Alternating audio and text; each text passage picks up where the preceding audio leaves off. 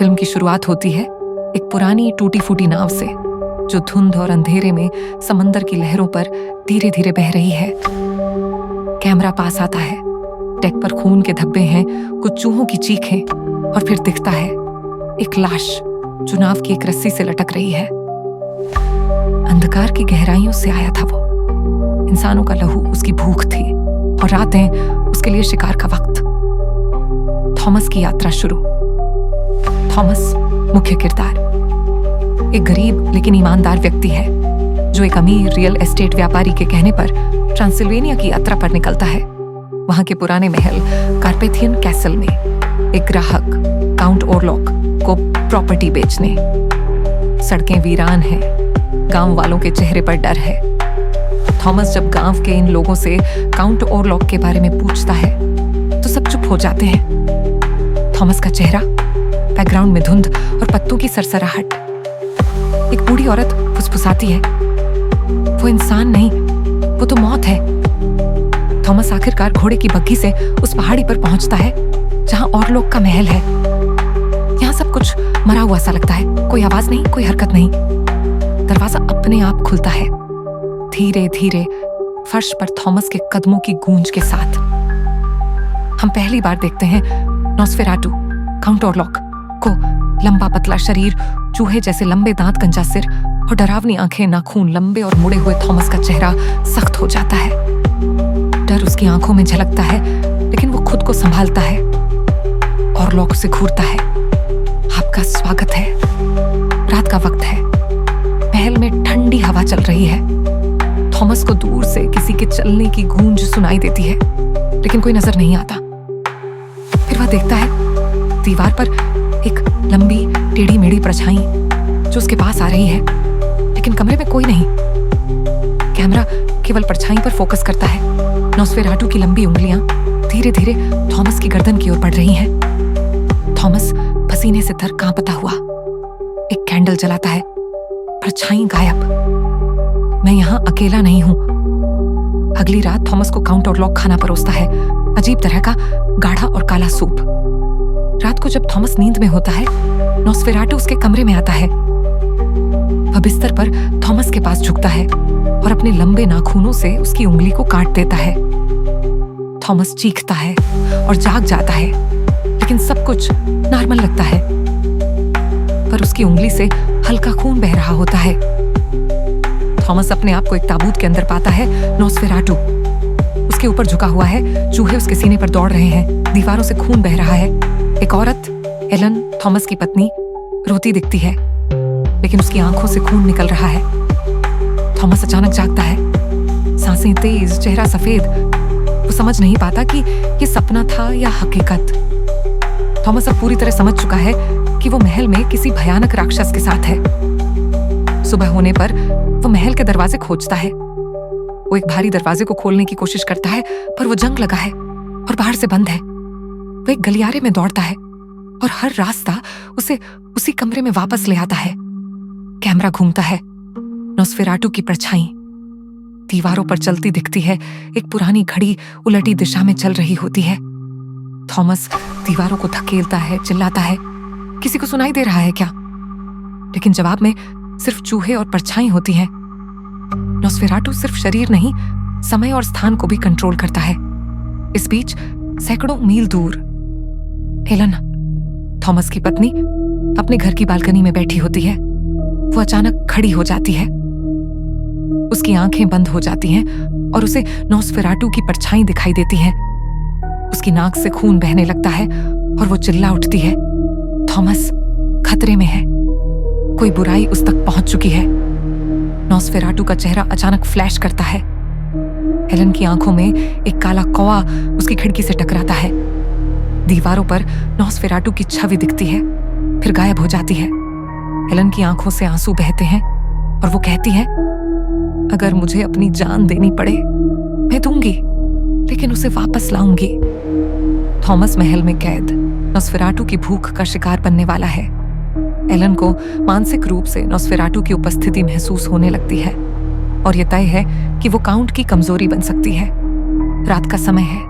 महल की एक अंधेरी सीढ़ी पर थॉमस बेहोशी की हालत में पड़ा है।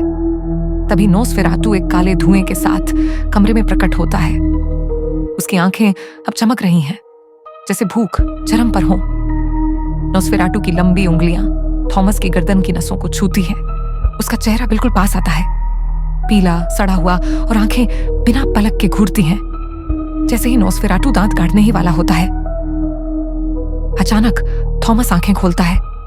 थॉमस की चीख, नोस्फेराटू की फुफकार एक साथ गूंजती है। नोस्फेराटू पीछे हटता है, जैसे किसी अदृश्य शक्ति में कान ने उसे धकेला हो। थॉमस को दिखता है उसकी जेब में पड़ा एलन की फोटोमोज का कागज जलने लगा है। खुद ब खुद नोस्फेराटू उस फोटो को देखता है और रुक जाता है। उसके चेहरे पर पहली बार भय दिखता है। दूसरी ओर एलन एक पुराने पादरी से मिलने जाती है। पादरी कहता है, काउंट नोस्फेराटू एक पिशाच नहीं, वो एक प्राचीन शाप है, और उस शाप को तोड़ने का एक ही तरीका है, प्रेम और बलिदान। एलन अपने कमरे में अकेली बैठती है। हाथ में वो किताब है जिसमें नोस्फेराटू की असली कहानी लिखी है। वो पन्ना खोलती है जहां लिखा है, यदि कोई पवित्र आत्मा पूरी निष्ठा से पिशाच को आमंत्रित करे और सुबह होने तक उसे रोके, तो वह राख बन जाएगा। एलन आईने में देखती है। उसके चेहरे पर एक चमक है, लेकिन आंखें आंसुओं से भरी हैं। नोस्फेराटू की परछाई फिर से दीवार पर दिखती है। दूर लेकिन बढ़ती हुई एलन बिस्तर पर बैठती है, खिड़की खोलती है और कहती है, मैं तैयार हूं, आओ। नोस्फेराटू ने उसकी आत्मा को दूर से महसूस कर लिया है। अब वह महल से निकलकर उसके शहर की तरफ बढ़ रहा है, एक ताबूत में लेटा हुआ, लेकिन आंखें खुली हुई।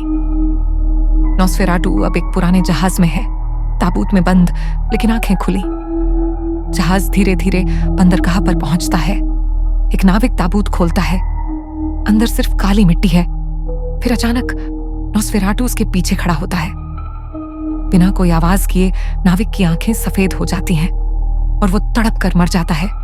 नोस्फेराटू शहर में घुसता है, सिर नीचे, हाथ सामने, जैसे भूख ने उसे पागल बना दिया हो। शहर की गलियों में कुत्ते चिल्लाने लगते हैं, खिड़कियां खुद ब खुद बंद होने लगती हैं और एलन को अपने कमरे में नोस्फेराटू की परछाई महसूस होने लगती है। रात का समय। एलन सफेद गाउन पहनकर अपने बिस्तर पर बैठी है।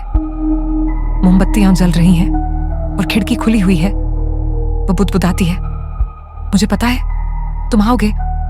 दीवार पर नोस्फेराटू की परछाई दिखती है। धीरे धीरे आकार बड़ा होता जाता है।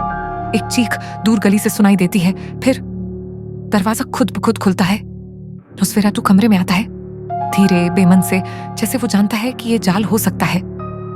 एलन उसका सामना करती है, डर के बिना। वो कहती है, अगर तुम्हें चाहिए तो ले लो, लेकिन तब तक रुको जब तक सूरज ना निकले। रात 3 बजे।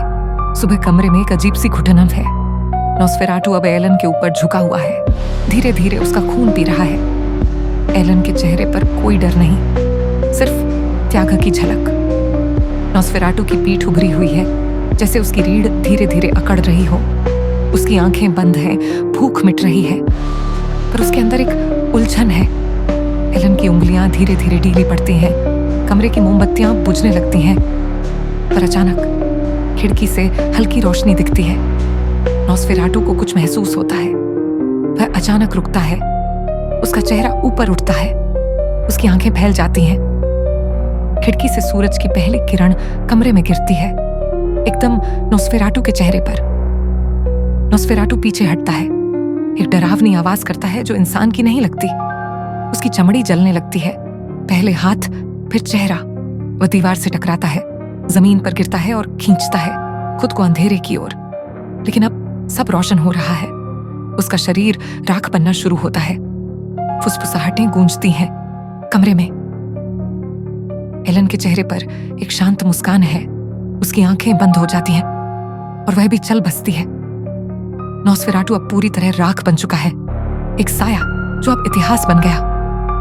दिन चढ़ चुका है, शहर में चुप्पी है, पर अब डर नहीं। थॉमस वापस आता है, एलन को बिस्तर पर शांत पाता है। उसके हाथ में वो किताब है जिससे सब कुछ शुरू हुआ था। थॉमस की आंखों से आंसू गिरते हैं। वो समझ जाता है एलन ने उसे बचाने के लिए खुद को कुर्बान कर दिया।